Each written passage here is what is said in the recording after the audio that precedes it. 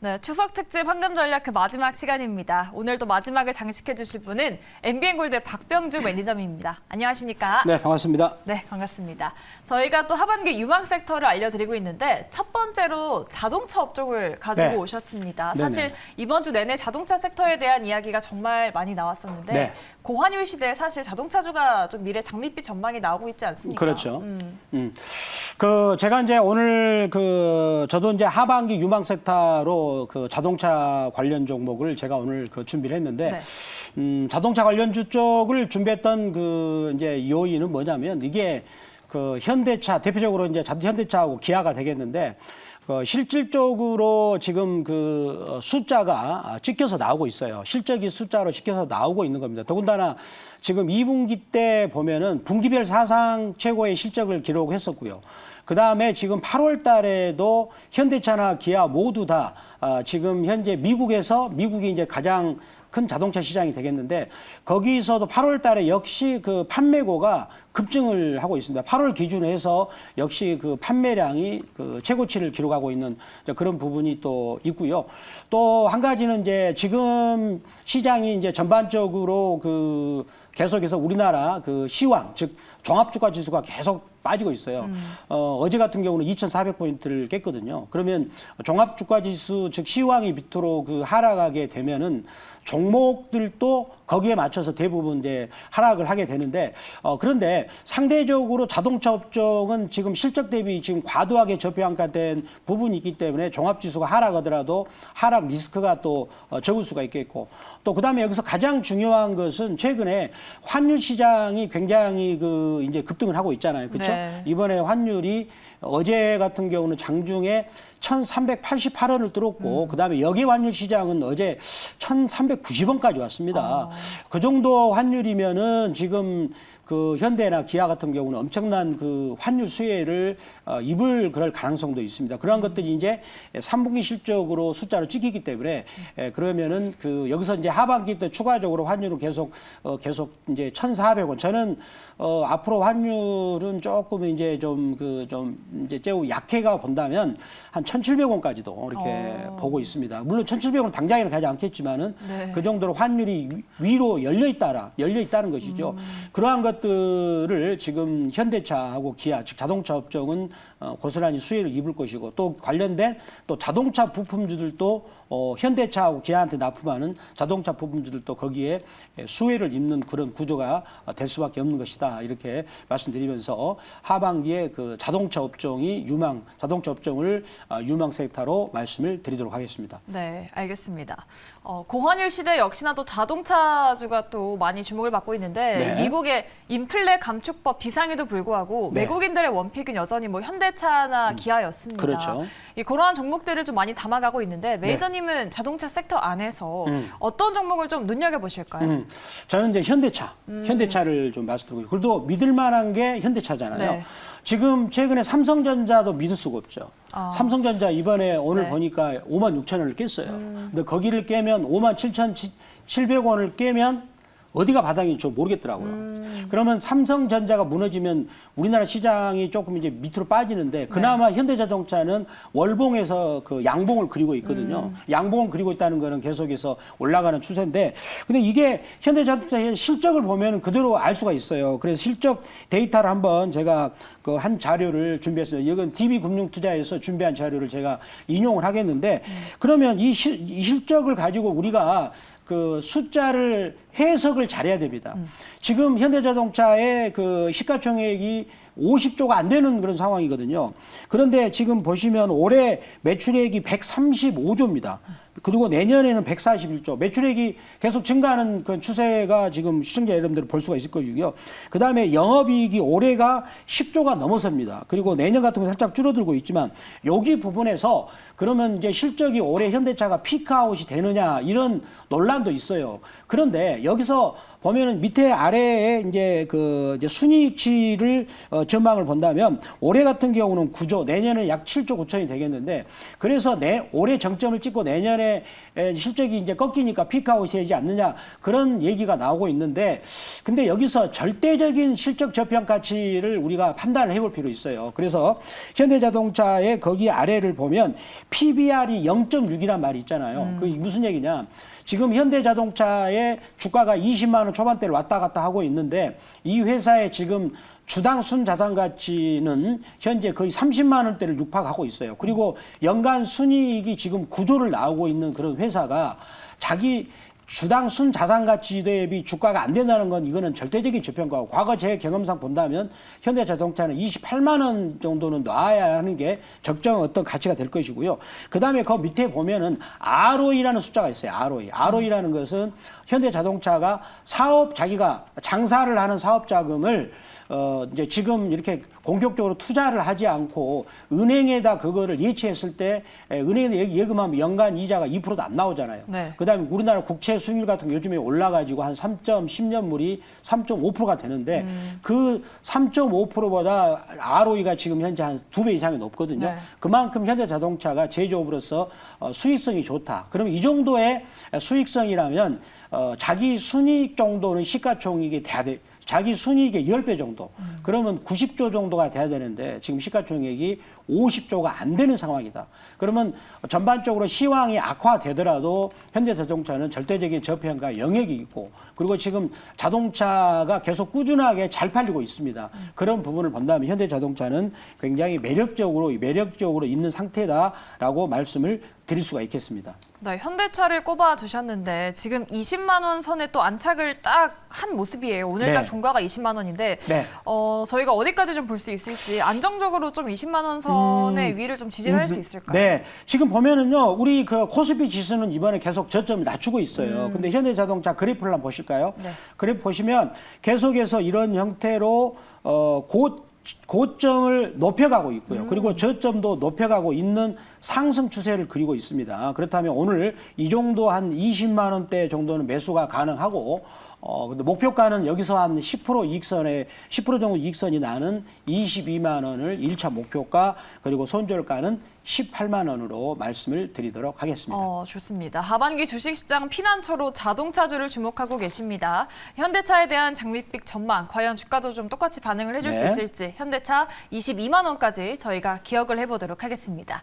이렇게 첫 번째 유망주 짚어봤고요. 두 번째 섹터는 바이오시밀러 가져오셨습니다. 항상 사랑해요 셀트리온 외쳐주셨는데 이번 달에 주요 제약바이오 학회가 여러 개 또 있잖아요. 네네네. 지금 미국에서도 제약 바이오주가 상승을 하고 있고 네. 국내 증시도 훈풍을 좀 많이 이어받는 것 같습니다. 네. 제가 지금 바이오 특히 사랑해요 셀트리온 삼형제를 외쳤는데 그만큼 효과는 좀 안 드러났어요. 그런데 지금 이제 그 셀트리온이 분명히 지금 성장성이 굉장히 좋습니다. 네. 특히 렘시마 SC 자가 면역 질환 치료제에 대해서는 특히 이제 그 자기 직접 환자가 자기 피하 주사제 직접 주사를 놓을 수 있는 그 부분은 세계 최초로 만들어낸 것이고요. 그런 부분들이 이제 렘시마 SC가 유럽과 우리나라에 이미 판매되고 있고 미국 시장은 내년에 본격적으로 노리고 있고 그다음에 유플라이마드 같은 경우도 유럽과 지금 한국은 판매가 되고 있고 미국 같은 경우는 내년 7월 달부터 이제 본격적으로 판매가 열리고 있고요. 그다음에 그 외에도 항암 관련 바이오시밀러 베그젤마, 그다음에 그 외 스텔라라 약 그 세 개만 합하더라도 임상 3상이 끝나가지고 본격적으로 판매가 되는 그 시장 그런 이제 규모가 90조가 넘어가요. 그런데 여기서 셀트리온 삼형제들이 지금 그런 성장성이 좋은 상황에서도 주가가 힘을 쓰지 못한 이유를 저는 첫 번째는 시황 영향을 무시할 수 없다라고 봅니다. 지금 특히 셀트리온은 시가총액이 25조가 넘는 그런 대형주거든요. 그러면 이번에 종합지수가 이렇게 밀렸을 때는 그런 시황 영향을 또 받을 수밖에 없는 것이고 또 한 가지는 그 세 개 회사를 합병하는 불확실성이 좀 남아 있는 것 같아요. 그러니까 합병했을 때에 세 개 회사 비율을 어떻게 합병할 것이고, 그 다음에 거기서 시가총액을 어떻게 줄 것이고, 것이고 그러한 불확실성이 이제 있는 요인이 남아 있어서 주가가 지금 힘을 쓰지 못하고 있는데 그렇지만 이제 내년까지 본다면 중장기적인 관점으로 내년까지 본다면 역시 셀트리온 삼형제가 우리나라 전체 종목 2천여 개 종목 중에서 5손가락에 안에 들을 정도로 성장성도 좋고 그다음에 수익성, 안정성, 그다음에 주가 위치도 낮은 위치에 있다 이런 점을 이제 말씀드리겠습니다. 하지만 이런 종목은 이제 주가가 우리 생각만큼 가지 않기 때문에 시황을 좀 꼼꼼히 체크를 하면서 또 볼 필요 있겠다라고도 말씀을 드리도록 하겠습니다. 네. 두 번째 하반기 유망 섹터로 바이오시밀러 가져오셨는데 그러면은 셀트리온 그룹주를 다 네. 전반적으로 지금도 좋게 보고 계시는 거죠? 네네. 네. 지금도 좋게 이제 보고 있습니다. 아까 말씀드렸던 여러 가지 좋은 면이 있습니다. 그런데 이 종목들이 두 가지 불확실성이 있기 때문에 네. 그런 불확실성을 체크를 하면서 비중 조절을 하고 그리고 한 가지 덧붙여서 시장이 빠지더라도 수익을 먹을 수 있는 인버스형 그 ETF가 있거든요. 그런 것들을 결합해서 한다면 이렇게 해지를 할 수가 있다. 이렇게도 말씀드리겠습니다. 네, 알겠습니다. 이렇게 하반기 유망 섹터 저희가 자동차주 그리고 또 바이오 시밀러 섹터까지 알아봤습니다. 그 안에서 공략주도 알려드렸으니까요. 기억을 해보시기 바라겠고요. 또 저희 두 가지의 또 공략주가 남아 있습니다. 네. 그 전에 저희가 리뷰해볼 종목이 한 가지 있는데 8월 12일 날 공략해봤던 한국정보통신이 최고가 대비해서 네. 56%가 넘는 수익을 내줬습니다. 목표가는 뭐 당연히 달성을 했고요. 애플페이 관련한 이슈로 상한가를 2번이나 또 기록을 하기도 했는데 네. 지금 시점에서 뭐 당연히 차익 실현 관점이시겠죠? 네, 이 종목은 이제 차익 실현을 해야 되겠습니다. 벌써 저희가 8월 12일 날 저희가 말씀을 이제 드렸는데 금요일 날이었죠. 자, 말씀을 드리고 나서 주가가 많이 이제 올라갔어요. 거기서 거의 50% 이상이 주가가 올라갔는데, 여기서 제가 차익 실현의 관점을 말씀을 드리는 이유는 오늘 그 캔들이 이제 그래프상에서 요거는 이제 차트에서 읽어내는 그런 기술이 필요한데 자 오늘 보면은 거래량이 어제 거래량을 보면 상한가 치면서 843만 주가 터졌거든요. 그러면은 그러고 나서 오늘은 어제 거래량의 한 62%가 형성이 됐어요. 더군다나 오늘 아침에 가격을 3.89% 가격을 띄워놓고 그냥 밑으로 눌러버리는 까마귀형 캔들. 여러분들 까마귀라는 말이 나오면 좀 불길한 기운이잖아요. 네. 이런 캔들을 까마귀형 캔들이라 부르는데 그래서 이런 경우는 위에서 팔아먹는 흥정이 또렷하게 되기 때문에 같이 이익 실현을 할 필요 있겠다 이렇게 리뷰를 해드리도록 하겠습니다. 네, 알겠습니다. 한국정보통신 리뷰해 드렸습니다. 한 달도 안 돼서 56.92% 수익 잡아보신 분들 축하드리겠고요. 이제는 차익 실현의 관점으로 바라보셔도 좋겠다라는 말씀 전해드리겠습니다. 이렇게 리뷰까지 맞춰보도록 하고요. 저희 또 공략주 2개가 남아 있습니다. 그중에 첫 번째 공략주 어떤 건지 대장의 픽 바로 만나보겠습니다. 네, 첫 번째 픽은 기아를 현대차에 이어서 기아를 또 네. 가져오셨습니다. 기아 포인트 알아볼까요? 네. 자, 기아 자동차 같은 경우도 이 종목도 지금 그 실적이 상당히 이제 좋은 그 현대차하고 상당히 많이 그런 닮아 있는 그런 부분이 됐습니다. 그래서 기아 자동차 같은 경우도 지금 보시면 실적이 사상 최고치가 역시 이제 그 전망이 되고요. 또 그다음에 또 혹시 그러니까 현대 자동차랑 상당히 비슷한 비율을 갖고 있어요. 더군다나 친환경 부분에 대해서 매출액을 극대화시키고 있고 더군다나 지금 최근 같은 경우는 약간 불황 시즌으로 도배하고 있거든요. 그럼에도 불구하고 그런 불황이 다가옴에도 불구하고 지금 실적이 역시 그 사상 최고치로 현재 만들고 있는 실적의 끝판왕이다. 이런 관점을 말씀드리고 그다음에 이제 고환율 시대의 그런 수혜주다라는 것을 말씀을 드리도록 하겠습니다. 제가 그러면 그 고환율이라고 얘기를 하는데 제가 그거를 원달러 환율을 준비를 한번 해봤는데 네. 제가 설명을 좀 드려보도록 하겠습니다. 네. 자, 지금 우리 환율을 보면 굉장히 무서운 속도로 지금 올라가고 있어요. 자, 한번 환율을 보면 9월 달도 지금 계속 올라가거든요. 그래서 지금 요 환율이 1,300원을 돌파를 하면서 오히려 매물대를 돌파하니까 오히려 고점을 뚫고 올라가는 그런 형세를 이제 보이고 있습니다. 그렇게 되면 환율이 계속 1,400원을 뚫고 올라가게 되면 우리 전체적인 시황에 좀 안 좋은 영향을 미칠 수가 있습니다. 이래 됐을 때 실적이 좀 좋지 않거나 재무 구조가 안 좋은 테마성 종목들은 이제 갑자기 주가가 폭락할 수 있는 그런 위험도 도사리고 있죠. 그래서 그런 것을 대비하기 위해서라도 기아처럼 혹은 제가 아까 앞전 시간에 말씀드렸던 바로 앞전 말씀드린 현대차처럼 실적이 좋으면서도 주가 위치도 탄탄한 이런 기업들을 이제 공략을 해야 되겠다라는 것을 말씀을 드리도록 하겠습니다. 네, 그러면 차트를 여신 김에 저희가 가격 전략도 같이 들어볼까요? 네, 그래서 자, 이 종목은 이제 현재 89,000원 정도에도 매수가 가능하다고 생각됩니다. 네. 자, 이 종목에 제가 그 준비한 차트를 보시게 되면 자, 여기 이동평균선들이 모인 자리에서 주가의 이격이 별로 거의 없잖아요. 거의 없는데 최근에 많이 이제 2차 전지들이 요즘 많이 오른 종목들을 보시면 특히 이제 이동평균선이 밀집된 지역에서 이격도가 많이 벌어져 있어요. 그런 종목들은 매도를 해야 되겠지만 기아자동차처럼 이동평균선 간격이 이렇게 붙어 있는 자리에서는 적극적으로 매수해도 된다라고 생각을 말씀드리겠고요. 그러면 1차 목표가는 그 88,000원이 되겠고 손절가는 7만 원으로 말씀드리겠는데 특히 지금은 전반적인 시황이 안 좋은 상황이기 때문에 손절가는 꼭 지켜달라 이렇게 말씀을 드리도록 하겠습니다. 네. 오늘 하반기 유망주로 자동차 가져오셨고 그 안에서 현대차에 이어서 기아를 대장의 픽으로 또 가져오셨습니다. 기아차 6개 분기 연속 서프라이즈를 내기도 했죠. 목표가 88,000원으로 이야기해드려봤습니다. 저희 그럼 두 번째 공략주도 네. 알아봐야겠죠. 대장의 픽 두 번째 종목 바로 열어보겠습니다. 자, 서현이화 가져오셨네요. 네, 두 번째는 제가 서현이화를 말씀드리겠는데 네. 역시 지금 서현이화 같은 경우는 현대차 군단 종목이에요. 아. 이게 무슨 뜻일까? 현대차 군단이란 말이 현대차의 협력업체가 네. 되겠죠. 그렇습니다. 그래서 제가 그래서 이름을 이렇게 진 거예요. 현대군단. 좀 있어 보이라고 이름을 진 겁니다. 저렇게 하면 금방 다가오고 편하잖아요. 그래서 이 회사는 현대차 기아의 제1 협력업체가 되겠고요. 역시 올해도 사상 최고치 실적이 이제 전망이 되고 더군다나 이 회사 같은 경우는 지금 그 연간 매출액이 2조가 넘는 그런 회사고 연간 그리고 이익도 300억이 넘는 탄탄한 그런 그 중소형 강소 그런 기업이 되겠습니다. 자, 그래서 자, 이 종목은 역시 아까 현대차 군단에 소속되어 있는 기업이기 때문에 그러면 현대차하고 기아가 요즘에 굉장히 잘 나가잖아요. 8월 달에도 미국에서 자동차 판매고가 월간 사상 최고치를 기록했습니다. 그러면 서현이화처럼 현대차한테 제1의 협력업체는 역시 납품 물량이 증가를 할 수밖에 없겠죠. 그렇다면 현대차 군단과 더불어서 불황기에 강한 기업이다 이렇게 말씀을 드리도록 하겠습니다. 네, 알겠습니다. 두 번째 공략주로 저희 서현이화 가져오셨습니다. 오늘 두 종목 다 또 자동차 관련주입니다. 현대군단. 그럼 저희 가격 전략은 어떻게 세워보면 좋을까요?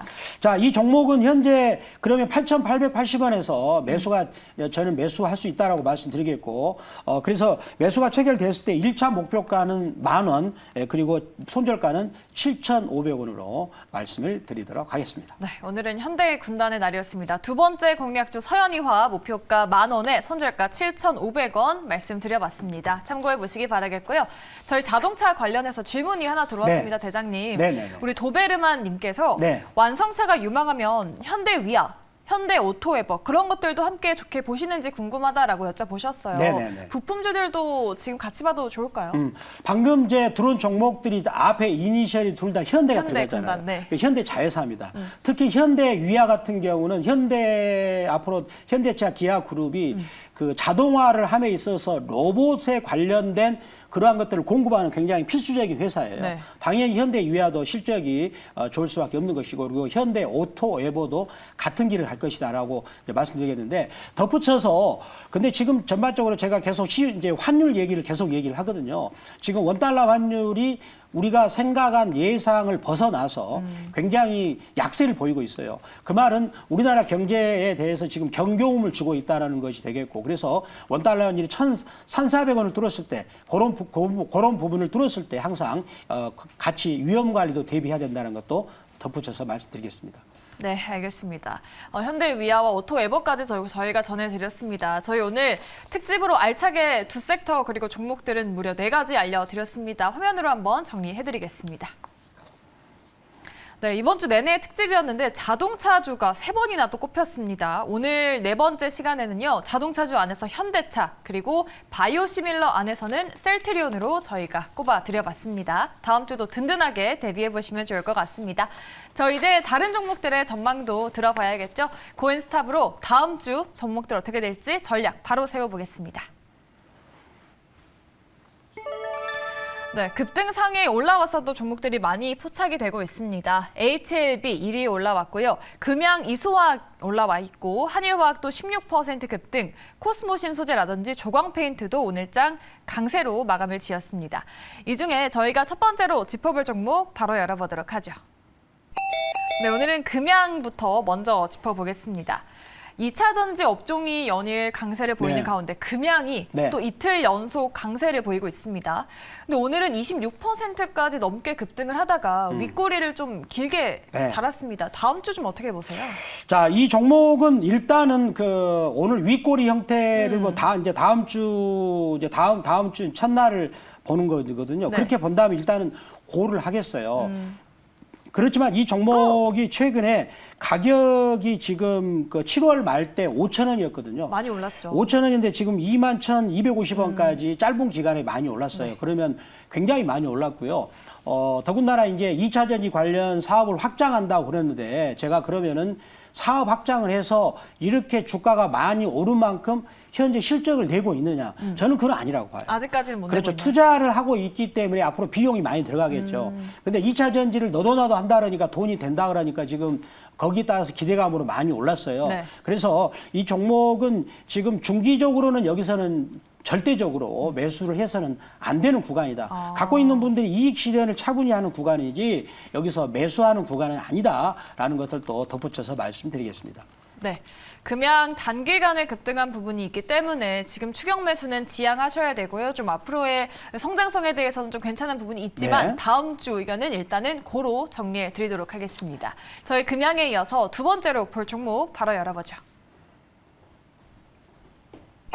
네, 두 번째로 저희 한국항공우주 체크해 보도록 하겠습니다. 한국항공우주 순항해줬는데 연이틀 급락이 나오고 있습니다. 오늘 다른 방산주 대비해서도 낙폭이 정말 깊었는데요. 사실 지금 방산주의 해외 수주가 늘어나고 있는 상황에서 오늘장 왜 급락이 나왔는지 다음 주 전망 어떻게 보십니까? 자, 방산주가 지금 우리가 전번에 최근에 7월 말 때부터 떠들었던 게 뭡니까? 네. 태조 이방원이었죠. 네. 그 중에서 방산주가 들어갑니다. 그래서 제가 우리 앵커님하고 이제 2주 전부터 그런 나눴습니다. 이렇게 태조 이방원, 옛날에는 2011년에는 칠공주 네. 그랬습니다. 또 차화정. 차화정, 네. 근데 그 칠공주의 비참한 말로가 얼마나 비참했냐면 그때 신조어가 떠오르고 나서 주가가 2년 후에 봤더니 그 10만 원짜리가 3만 원까지 빠졌었어요. 예를 든다 본다면. 네. 그래서 태조 이방원도 그런 길을 저는 안 갔으면 좋겠어요. 네, 왜 그냐면 당연하죠. 그런 길을 가게 되면 물린 사람 손해를 많이 볼 테니까. 근데 지금 태조 이방원도 그런 길을 좀 비슷하게 가고 있는데 오늘 그 항공우주는 제가 이제 그 스탑으로 견해를 드리겠는데 오늘 이 종목을 그래프를 한번 보실까요? 네. 이제 여기서 가장 중요한 그래프를 설명드리겠는데 자, 여기 보면은요. 오늘 거래량이 지금 많이 터졌죠. 그리고 개발학 음봉이잖아요. 그래서 주가에서 우리 캔들에서 양봉이면은 매수에 힘이 들어온 거거든요. 반대로 음봉은 뭘까 고점에서는 매도겠죠. 매도잖아요. 그렇죠. 더군다나 거래량도 많이 들어왔어요. 이런 경우는 막 이렇게 맘 먹고 매도를 하는 거예요. 그리고 얼마나 급했으면 개발학으로 매도를 칠까요? 그러면서 음봉의 길이가 길었고 거래량도 굉장히 많이 쏟아졌고요. 그다음에 주가를 보면 이 종목이 지금 16,150원 최근에 태조 이방원 그 방산주를 한 이제 그 러시아 우크라이나 전쟁 분위기 때문에 방산주 테마로 해가지고 그 26,000원대에서 65,000원까지 왔어요. 그러면 그동안에 이 종목이 26,000원에 65,000원까지 올 때 우리나라 전체적인 시황은 28%나 계속 빠졌어요. 반대로 이 종목은 거의 200% 이상 올랐거든요. 이제는 그러니까 많이 올랐고 많은 저점에 산 사람들은 이제 수익이 많이 났겠죠. 거기에 따른 오늘 차익 실현이 굉장히 저는 크다라고 생각을 해요. 그래서 태조 이방원 중에서 방산주가 서서히 이제는 먼저 빠지는 그런 것이 나오고 있습니다. 그래서 혹여라도 이 종목이 이제 지금 최근에 63,900원에서 저기 45,000원, 이게 많이 빠졌으니까 오르겠지 이런 생각을 안 가질 필요 없고요. 지금이라도 이 종목은 혹시 이제 내가 이익이 났다 그런 경우는 이익 실현을 해야 될 것 같고, 내가 물려 있다 그런 경우는 발빠른 손절매의 대응 전략이 필요하다 이렇게 말씀을 드리겠습니다. 네. 다른 방산주 대비해서도 낙폭이 깊었던 한국항공우주, 좀 거래량을 동반한 이번 급락은 좀 하락 추세에 있는 것이 아닌가라는 의견으로 말씀드려봤습니다. 한국항공우주는 다음 주 스탑 의견으로 전해드려봤고요. 저희 세 번째 종목으로 넘어가 보죠.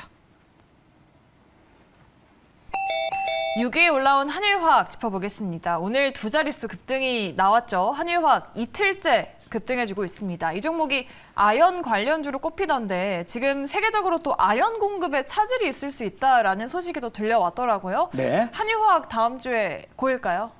자, 일단은 단기적으로는 고하겠습니다. 이제 오늘 지금 주가가 올라갈 때 거래량이 살아 있습니다. 네. 그리고 양봉으로 올라갔기 때문에 주가를 끌어올리는 그런 것이 있기 때문에 아마 다음 주는 고려하겠지만 네. 그러나 역시 이 종목도 이렇게 제가 그래프를 한번 봐드릴게요. 요거는 그래프를 보시면은 이제 우리 시청자님들이 이런 종목은 따라서 안 사야 되겠다라는 생각이 드실 거예요.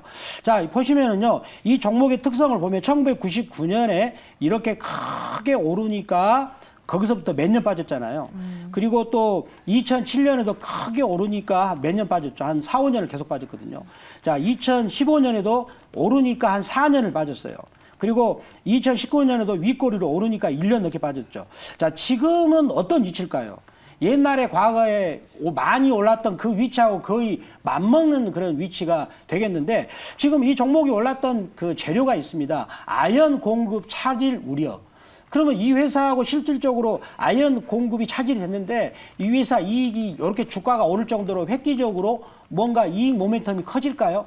저는 뒤져보면 아닐 거라고 봅니다. 단지 테마성으로 올랐는데 과거에 1999년부터 올랐던 주가의 이격도 위치를 본다면 지금은 중기적으로 본다면 차익 실현을 해야 될 자리다. 그러나 단기적으로는 이제 오늘 양봉이 나왔기 때문에 살짝 오를 수 있는 구간이 있죠. 그것은 갖고 있는 사람들이 매도하는 그런 구간이지 신기적으로 매수할 수 있는 자리는 아니다. 이렇게 덧붙여서 말씀을 드리도록 하겠습니다. 네, 지금 차익 실현 구간이지만 오늘 거래량을 동반한 양봉이 나왔기 때문에 일단 단기적으로 다음 주 의견에 대해서는 고로 알려드려봤습니다. 한일화학 참고해 보시기 바라겠고요.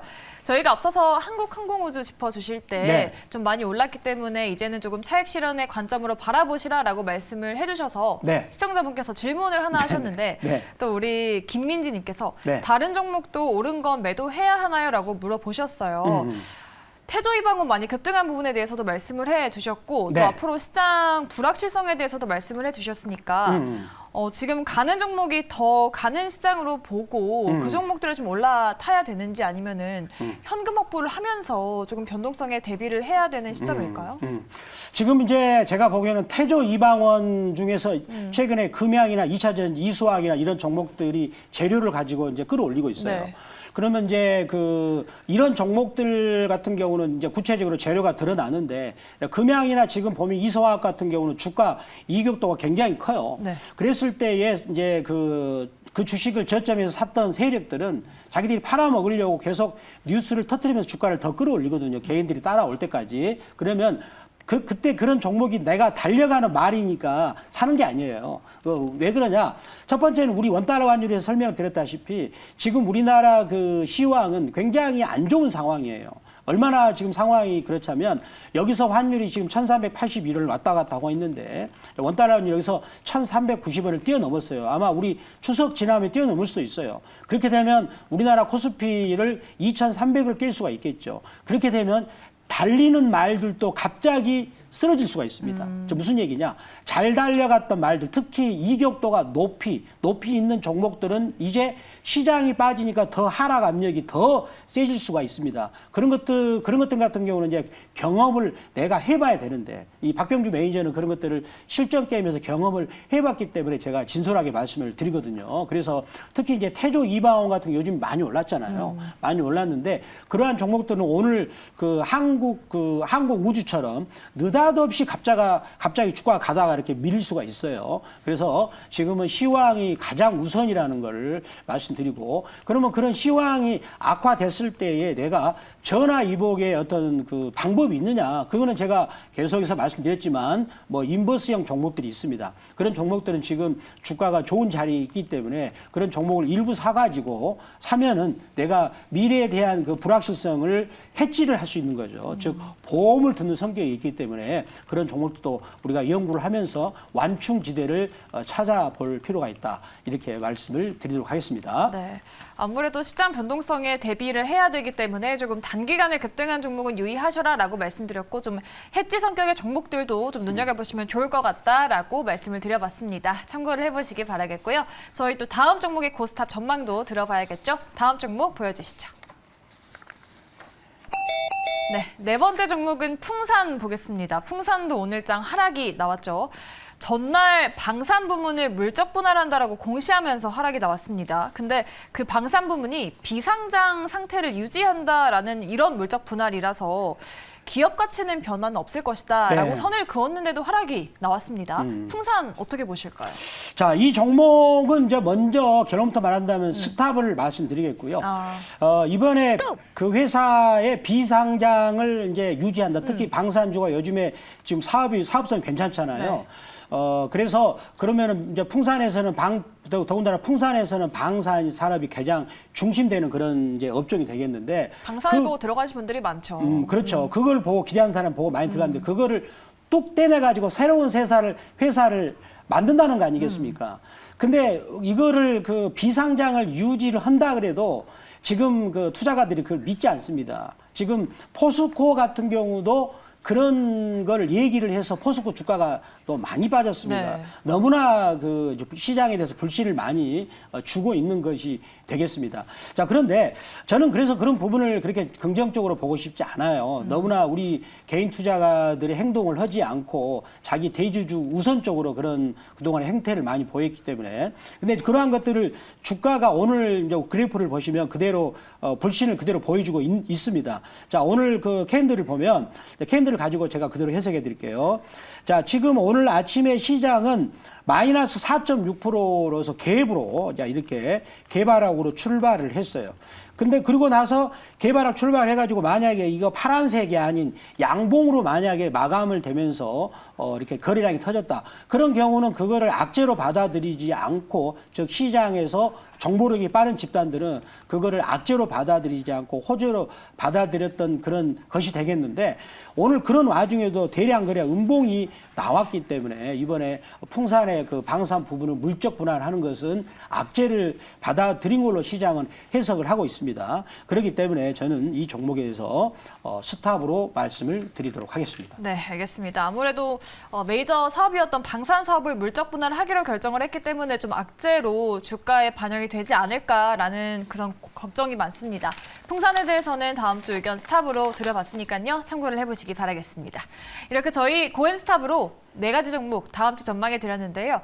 우리 매니저님 네. 다른 종목들도 있고 또 네. 매니저님이 워낙 또 달러 환율에 대한 또 전망을 잘 해주셔가지고 네. 우리 시청자분들이 또 어디로 가면은 매니저님이랑 이야기를 나눌 수 있을지 많이 궁금해하십니다. 네. 어디로 가면 될까요? 네, 제가 오늘은 이제 내일 그 추석 연휴이기 때문에 저도 이제 저희 아들하고 꿀 추석을 보내기 위해서 미리 준비를 할 필요가 있어서 오늘은 제가 이제 죄송스럽게도 무료 방송을 안 하고 대신에 제가 SNS가 있습니다. 거기 이제 MBN 골드 그 박병주 밴드에서 지금 그 시장이 우리 그 환율 시장이 특히 환율 시장이 우리한테 엄청난 경고음을 주고 있다는 거예요.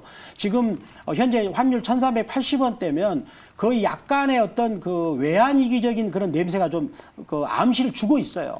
그게 그 이런 형태의 그 환율의 그래프가 1997년에 6, 7월 달에 그런 상황이 나와가지고, 그 다음에 1997년 말에 동남아시아 일에 위기가 퍼졌었는데, 그 정도로 환율 우리한테 굉장히 경고음을 주고 있거든요. 그렇다면 우리는 거기에 맞춰서 방향성에 대해서 투자 전략을 바꾸면 오히려 전화 이복의 기회가 됩니다. 제가 그러한 이제 투자 전략을 명확하게 MBN 골드 박병주 밴드라는 SNS 통해서 올렸고, 그 다음에 또한 박병주 주식투에서 계속 제가 무료로 이렇게 알림을 드리고 있으니까 거기 오시면은 많은 투자 정보를 얻어갈 수가 있다 말씀을 드리겠습니다. 네, 네이버 밴드 그리고 너튜브에서 박병주 검색하시면 많은 내용 얻어가실 수 있습니다. 많은 참여 부탁드리겠고요. 또 저희 고스탑 나머지 종목들은 어떻게 전망하셨는지 통치지 바로 만나고 오겠습니다.